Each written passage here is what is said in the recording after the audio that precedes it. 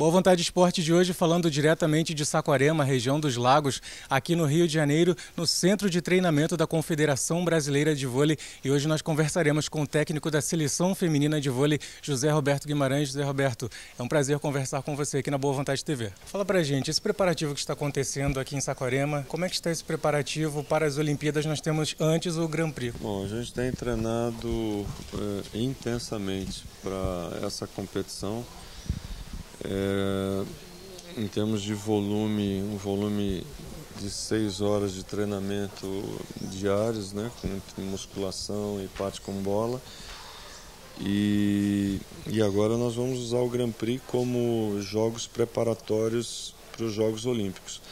Então a gente vai aproveitar esse campeonato que antecede a Olimpíada para que a gente dê oportunidade a todas as jogadoras para poderem mostrar, para poderem jogar juntas, enfim, e mostrarem a sua performance. Vai ser um campeonato importante porque nós não temos mais possibilidade de outros jogos. E, logicamente, pela nossa situação e localização geográfica, a gente não tem condições como tem os europeus de viajar 3 horas de avião e você já mudar de país, já podendo fazer jogos amistosos. Aqui nós estamos muito distantes, nós perdemos 3 dias quando a gente faz isso, para ir até, né, depois começar a jogar, depois para voltar. Então a gente vai usar o Grand Prix para essa preparação, mas eu acho que vai ser o suficiente, já que o ano passado nós optamos por jogar mais, treinamos menos, e esse ano nós vamos treinar um pouquinho mais e jogar menos. Você já conseguiu ver na Seleção Brasileira Feminina de Vôlei o que você está almejando de nível de atuação, a parte técnica, a tática, já está da forma que você quer ou ainda há adaptação? Ainda não. Acho que há coisas a serem melhoradas. Nós estamos ainda no início de preparação, não é que a gente começou há muito tempo, mas a gente já viu uma movimentação um pouquinho melhor, um sincronismo das jogadas um pouco melhor. Esse começo de Grand Prix a gente vai sofrer um pouquinho, mas eu acredito que para o final, para a fase final do Grand Prix, nós já vamos estar melhores ainda. Então, ainda é cedo para a gente dizer, porque nós não jogamos. E o jogo é o nosso parâmetro para saber em que nível nós estamos em relação aos outros times do mundo. Como é que vocês lidam com a parte física das meninas? Porque elas tiveram Superliga, já entraram num preparatório para o pré-olímpico que aconteceu e agora Grand Prix logo depois das Olimpíadas. Como é que vocês agem? Elas jogaram o pré-olímpico, algumas jogadoras que ficaram até a fase final já quase praticamente vieram direto da Superliga. Porém, acabado o pré-olímpico, nós demos 1 semana de folga para todo aquele grupo.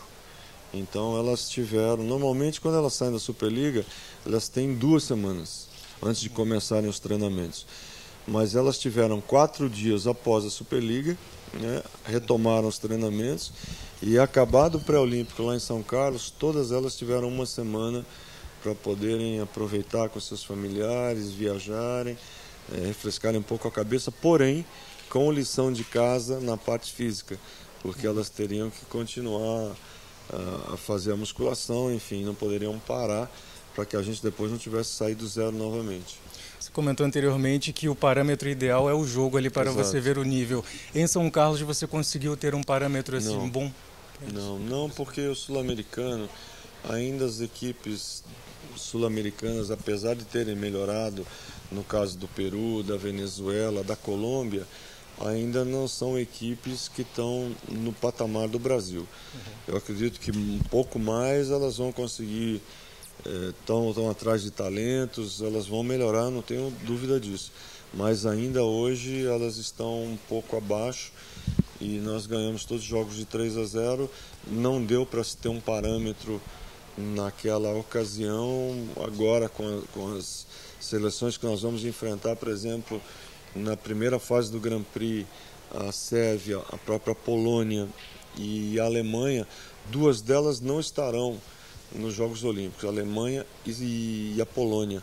Mas a Sérvia é um dos times que mais tem evoluído nos últimos anos e vai ser um grande teste. Agora, você passou alguns anos na Europa treinando times lá fora. Essa fase sua lá de cerca de 5 anos, ela é ideal para que você consiga, digamos, importar esse conhecimento de como as seleções de lá estão atuando, os times lá? Isso sim, porque eu tive a oportunidade de dirigir algumas jogadoras importantes no meu time das outras seleções. E isso, lógico, e também jogar contra as outras jogadoras, né, das outras seleções do mundo, pelos times que a gente teve a oportunidade de jogar. E campeonatos que nós disputamos, no caso da Champions League, nós acabamos jogando contra times da França, times da Sérvia, time do Azerbaijão, que tem muita jogadora sérvia. Enfim, nós tivemos várias oportunidades de verem várias jogadoras. Então isso ajudou bastante. Eu acho que a ter um parâmetro de como elas estavam e de como elas vão poder chegar futuramente. Então eu acho que foi benéfico, né, o fato de ter estudado bastante algumas adversárias e também estar podendo treinar o nosso grupo e tentando melhorá-las. E como é que estão as condições físicas das meninas de vôlei? Nós temos algumas jogadoras ainda a Tem algumas jogadoras que estão num patamar já bom, considerado bom. Algumas jogadoras que precisam melhorar, precisam evoluir, e a gente está tentando cuidar exatamente disso. E algumas jogadoras que estão se recuperando de lesão. Então essas jogadoras estão fazendo um trabalho diferenciado, mas não deixando de ter valências importantes na busca da melhora física de todo o grupo. Agora, Zé Roberto, você treina um time, agora você tem um projeto novo que é o Vôlei a 1000. Como é que você faz para conciliar as duas carreiras? Porque no futebol nós temos um técnico específico para a seleção brasileira. Como é que você concilia o seu time e o trabalho realizado na seleção? Por como eu concilio o trabalho da seleção com o time fora do Brasil. Quer dizer, os anos que eu passei treinando no Brasil, fora do Brasil, é a mesma situação. Os períodos são diferentes. Tem um período internacional que você serve às seleções, ou seja, todos os técnicos estão empenhados com as suas seleções e os clubes praticamente estão parados ou treinando com algumas jogadoras, algumas atletas, mas a maioria dos campeonatos estão parados. Quando essas jogadoras terminam a temporada internacional com as seleções, elas voltam para os campeonatos nacionais.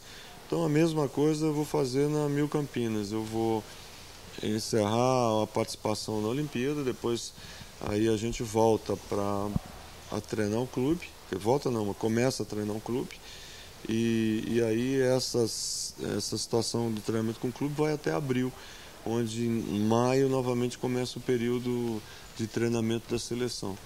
Agora, nos times, seja ele qualquer esporte, você tem o trabalho em equipe, que é algo realmente muito importante, mas ter jogadoras no seu time e na seleção brasileira que desequilibram no momento que o time mais precisa é algo vital para que se tenha um time campeão? Sem dúvida, mas eu sempre digo que a seleção brasileira de vôlei feminina é composta de um time de operárias. Nós não temos uma jogadora que seja a jogadora que decide, que ela vai receber 50% das bolas do time, que vai ser a jogadora que vai ser a chave, como tem o caso da Gamova na Rússia, como tem o caso da Saori no Japão, enfim, como tem o caso da Kim na Coreia. Eu acho que o nosso time ele é forte quando ele joga como um todo, com as atribuições divididas entre todas as jogadoras. E isso torna esse fardo, essa responsabilidade, que é fazer bons resultados, dividida entre todas. E é mais fácil de você carregar esse fardo quando acontece isso. Então, quando existe uma distribuição igual para todas as jogadoras, eu fico mais feliz do que tendo uma só sobrecarregada e a pobre coitada tendo que virar o tempo inteiro. Não, eu acho que quando as atribuições são divididas, parece que a energia do grupo flui melhor. Zé Roberto, quais são os principais adversários da seleção brasileira? Eu acho que hoje, à frente até da seleção brasileira, nos Jogos Olímpicos, eu diria duas seleções, a seleção americana e a seleção italiana. As demais estão mais ou menos no mesmo nível. Não que nós não vamos conseguir chegar no nível dessas duas, podemos conseguir e vamos lutar para isso. Mas acho também que a China melhorou muito nesses últimos anos, assim como o Japão. A Sérvia é um time jovem, mas nesses 4 anos também, para mim, foi o time que mais evoluiu nesses 4 anos desse ciclo. E também as outras equipes que vão incomodar, né? A própria República Dominicana, que é dirigida por um técnico brasileiro, enfim. Ali talvez a gente tenha um ou outro jogo mais fácil, que é o caso do país africano. As outras seleções todas vão ser muito difíceis. Tendo o Grand Prix pela frente, se o Brasil de repente tiver algum tipo de tropeço ou algum problema com lesões, você acha que isso é preocupante para o psicológico das meninas para os Jogos Olímpicos? Sempre é. Eu acho que num ano de Olimpíada, eu acho que o universo tem que conspirar a seu favor. A gente não pode ter lesões, ou se tiver leves, recuperar em um tempo curto, e que essa jogadora mantém o nível de treinamento alto. Quando você perde uma jogadora e que ela leva muito tempo para recuperar, certamente é problemático. Então, até agora a gente teve uma lesão um pouco mais grave, que foi o da Sassá, mas que está se recuperando muito bem. A Natália, que vem num crescente aí, a gente tem tempo ainda com elas para trabalhar bem e elas poderem fazer parte da seleção brasileira. Qual foi o jogo mais marcante da sua carreira, aquele que você considera inesquecível? Eu tive alguns jogos, né? Eu não tive um só. Eu acho que eu vou te citar alguns. Em 92, contra Cuba no Ibirapuera, seleção masculina, o Brasil não ganhava de Cuba fazia 8 anos e a gente acabou ganhando esse jogo extremamente importante. Dali foi um marco para a nossa conquista da medalha de ouro em Barcelona 92. Propriamente dito, Barcelona 92, a semifinal contra os Estados Unidos, um jogo extremamente difícil. Pequim 2008, semifinal contra a China, em casa, ginásio lotado, mais de 8.000 pessoas, também foi muito complicado, e os Estados Unidos, propriamente dito, no jogo final. Então eu acho que esses 4 jogos foram os que mais me marcaram. E também quando a gente foi vice-campeão, porque senão a gente só fala do que foi campeão, contra a Rússia em 2010, na final do Campeonato Mundial. Nós vamos a um breve intervalo aqui na Boa Vontade TV. Enquanto isso, você, telespectador, pode participar conosco mandando seu e-mail para entrevista@boavontade.com.